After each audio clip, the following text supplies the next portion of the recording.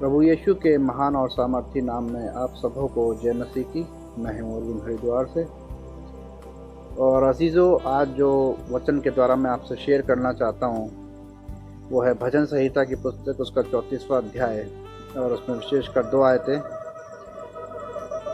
यहाँ पर 18वीं आयत को हम पहले देखेंगे।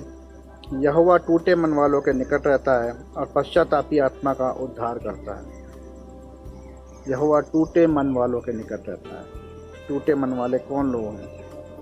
मेरे चीज़ों, आज के टाइम में लोग बहुत सी अपनी समस्याओं में ऐसे घिरे हुए हैं, इस तरीके से हताश हो चुके हैं अपने जीवन में कि उन्हें कोई भी रास्ता, कोई भी मार्ग और कोई भी अपनी समस्याओं का सलूशन जो है, जिसे कहा जाए, नज़र नहीं आता।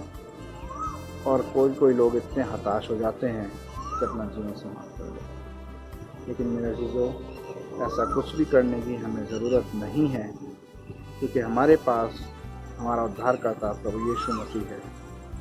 इसमें लिखा है, जैसे यहोवा टूटे मन वालों के निकट रहता है और पश्चातापी आत्मा का उद्धार करता है। टूटे मन वाले लोगों के निकट में यहोवा है, वो आप पर निरंतर नज़र रखे हुए है। ज़रूरत है कि आप उसको सच्चे मन से पुकारें।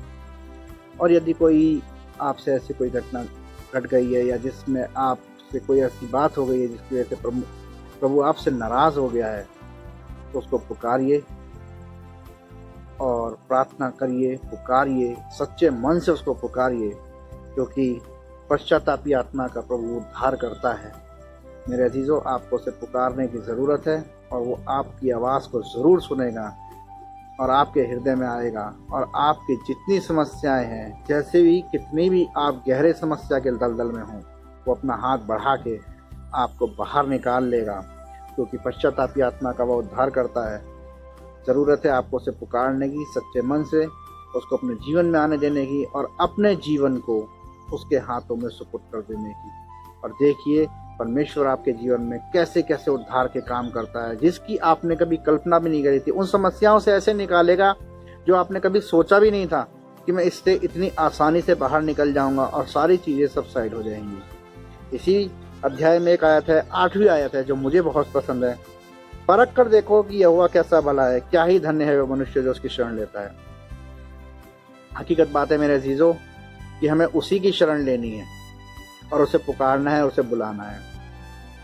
भजनकार हमें चैलेंज कर रहा है, वचन के जरिए बता रहा है। वचन में लिखा है कि परख कर देखो यहोवा कैसा भला है।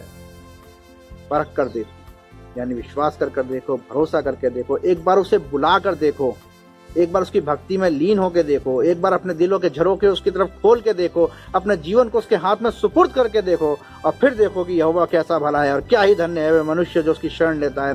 कि वही टूटे मन वाला मनुष्य, वही हताश मनुष्य, और आप अपने जीवन की 50 समस्याओं में घिरे पड़े होंगे, लेकिन जब आप उसको पुकारेंगे और जब प्रभु आपके जीवन में आएगा और पवित्र आत्मा आपके जीवन में उतरेगा और जब वो कार्य करना शुरू करेगा, तो देखिएगा आपने अपने जीवन में किस तरीके से निरंतर आप तरक्की करते जाएंगे, बढ़ते जाएंगे, आइडियल बन जाएंगे और लोगों के सामने आइडियल बन जाएंगे कि ये वो मनुष्य है जो कि परेशान रहता था और हताश हो गया था अपने जीवन से, और आज देखिए कैसे तरक्की कर रहा है। मेरे अजीजों, वचन हमसे बात करता है, प्रभु हमसे बात करता है वचन के जरिए। हमें प्रार्थना करने की ज़रूरत है, उसे बुलाने की ज़रूरत है, अपने शरीर को, अपनी आत्मा को प्रभु के हाथों में सौंप देने की ज़रूरत है। और एक बार जब आप उसे सब कुछ अपना सौंप देंगे और अपना, कहना चाहिए कि शुद्ध भाषा में, देसी भाषा में, अपने जीवन का जो कहते हैं ना कि एक हैंडल उसके हाथ में दे दीजिए कि वो चलाएगा। और जब वो चलाने लगेगा तो आपको कुछ करने की ज़रूरत नहीं है। सारे मार्ग, सारे रास्ते आपके लिए खुल जाएंगे, सारी समस्याएं आपकी ख़त्म हो जाएंगी और आप निरंतर तरक्की करेंगे। समस्याएं आएंगी लेकिन रुकेंगे नहीं और हटती चली जाएंगी, और आप हर एक समस्या पे, हर एक मुश्किल पे, हर एक दिक्कत पे, हर एक परेशानी पे जय प्राप्त करते जाएंगे। मेरे अजीजों, आज के वचन में मैं आपसे यही बातें शेयर करना चाहता हूँ कि अपने जीवन को प्रभु के हाथ में दे दीजिए। टूटे मन वालों के पास, पश्चाताप करने वालों के पास यहोवा रहता है। और जब आप उसे पुकारते हैं, वचनकार, जब भजनकार इसमें चैलेंज के साथ बोलता है कि जब आप परख कर देखो यहोवा कैसा भला है, जब आप उसे पुकारेंगे और जब आपके जीवन में पूरी तरह आ जाएगा, जब आप अपना सर्वस्व उसके ऊपर निछावर कर देंगे और अपने जीवन को उसके हाथ में दे देंगे, जब प्रभु आपके जीवन में आएगा, जीवन को चलाएगा, तो आप हर एक समस्या पे, हर एक दिक्कत परेशानी पे जय प्राप्त करते चले जाएंगे। मेरे अजीजों, निरंतर प्रार्थना करते रहिए और प्रभु आप सबों को बहुतायत से आशीष देगा। हमेशा प्रभु में बने रहिए। आमीन।